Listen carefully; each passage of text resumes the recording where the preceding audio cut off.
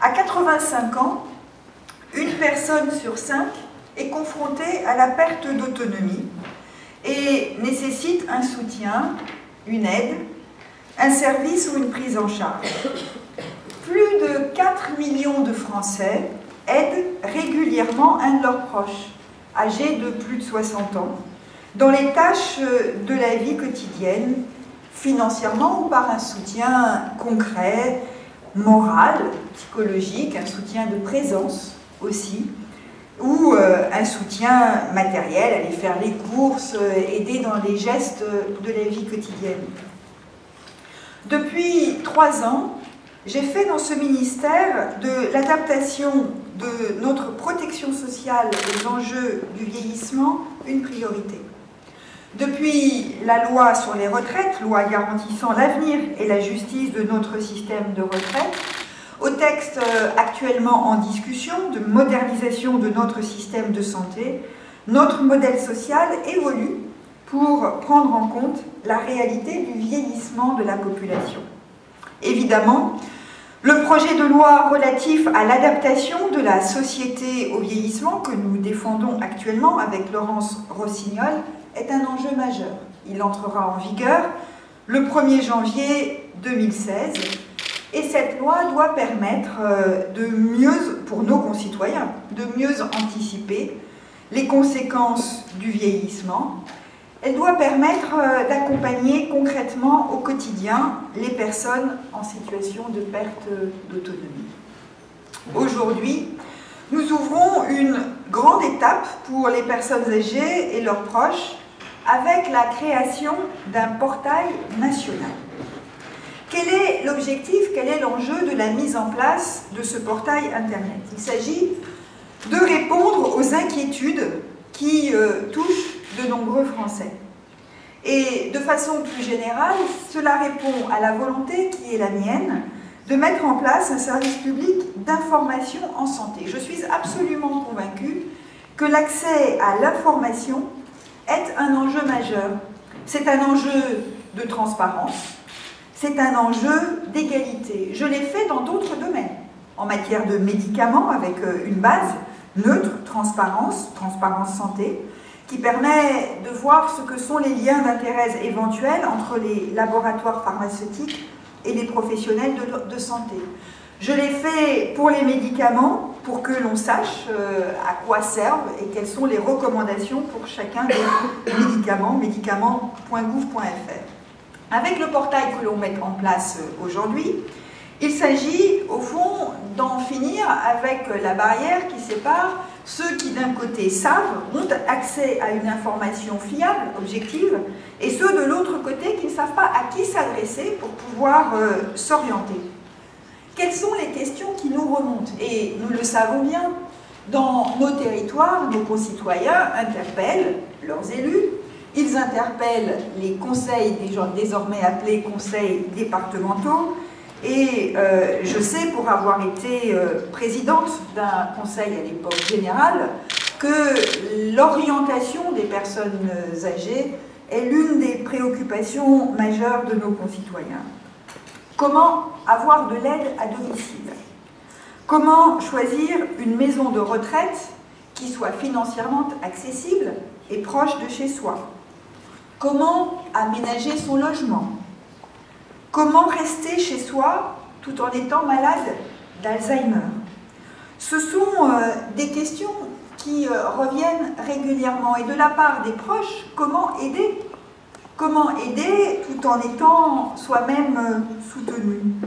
Eh bien, notre volonté, c'est de faire en sorte que les réponses à ces questions, qui existent évidemment, mais qui sont aujourd'hui trop dispersées, que ces réponses soient désormais à portée de clic. Une seule adresse donc, www.pourlespersonnesâgées.gouv.fr, qui permettra à chacun de trouver rapidement et simplement toutes les informations utiles et les réponses aux questions qui sont posées. Qu'est-ce qu'on trouve sur ce site nouveau qui ouvre aujourd'hui, qui est ouvert, qui est donc désormais accessible, qui va être lancé et dont l'adresse est désormais connue. 7 grandes rubriques qui répondent aux situations les plus courantes. Je ne sais pas pourquoi on n'a pas au moins la page d'accueil, ça permettrait voilà, d'être un peu plus parlant.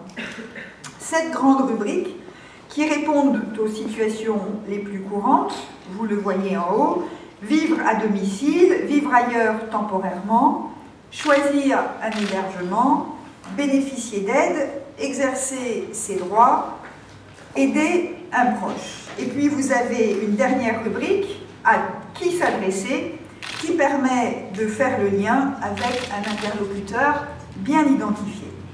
Ensuite, le site contient ce que l'on a pris l'habitude d'appeler la foire aux questions.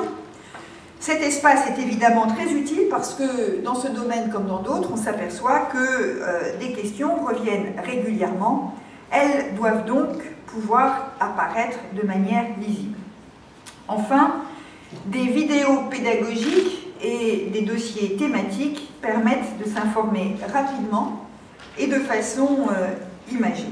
Alors, au-delà de ce qui apparaît comme un site relativement classique, avec des rubriques et des informations qui sont, au fond, regroupées dans chacune de ces rubriques, je voudrais insister sur 2 avancées concrètes qui vont faciliter le quotidien des personnes âgées et de ceux qui les entourent ou recherchent pour elles des services. D'abord, un annuaire recense les coordonnées de plus de 10 000 établissements et services qui s'adressent aux personnes âgées. Il regroupe les points d'information locaux, les établissements d'hébergement, les unités de soins de longue durée, les services de soins infirmiers à domicile. Chacun pourra trouver la solution qui lui convient. La deuxième nouveauté, c'est, j'insiste, cet annuaire, parce qu'on a eu l'occasion d'évoquer ce sujet, des annuaires, notamment à travers les hit, j'allais dire les hit parades, mais les articles, les palmarès, qui sont réalisés par des magazines régulièrement, en matière de santé, par exemple. Il ne s'agit pas du tout de remettre en cause ces palmarès, il s'agit simplement de faire en sorte qu'il y ait un lieu où l'on puisse trouver toute l'information avec des données qui sont les données des pouvoirs publics et qui sont des données objectivées, fiables, sans jugement autre que celui des critères que nous introduisons.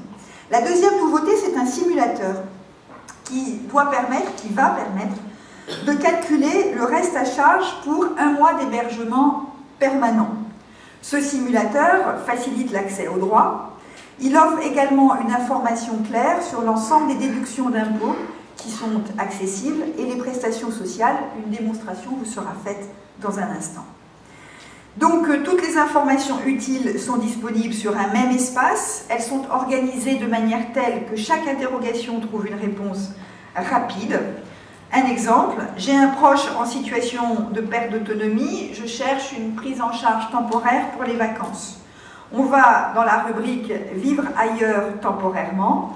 On pourra y visionner la vidéo « Chercher un hébergement temporaire », anticiper ainsi les démarches à accomplir.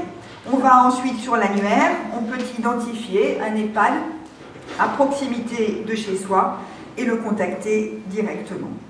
Ce site est appelé bien sûr à évoluer, notamment après l'adoption définitive du projet de loi sur l'adaptation de la société au vieillissement. À ce moment-là, les tarifs de chaque EHPAD apparaîtront directement, ce qui permettra de comparer les offres plus rapidement. Notre volonté est que ces services bénéficient à tous. Nous allons donc lancer dans les prochains jours une grande campagne de communication pour faire connaître le portail.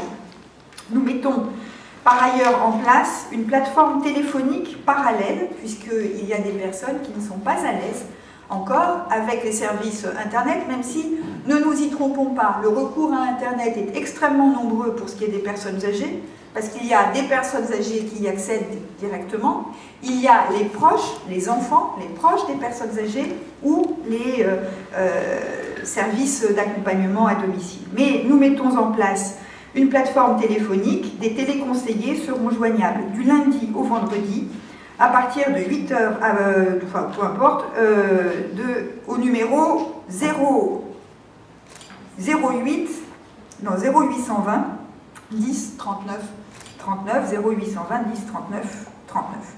Voilà, avant de terminer, je voudrais bien sûr indiquer que la mise en place de ce portail résulte d'un travail qui n'aurait pas pu se faire sans le partenariat efficace entre mes services, bien sûr, et la Caisse nationale de solidarité pour l'autonomie, que je remercie.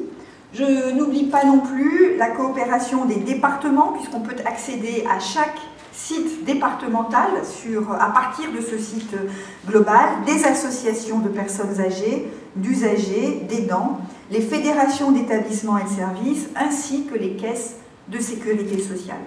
Ce portail marque donc une étape importante pour le service public d'information en santé et je me réjouis désormais que nous ayons une seule adresse pour toutes les réponses, une seule adresse pour faciliter le quotidien de nos concitoyens.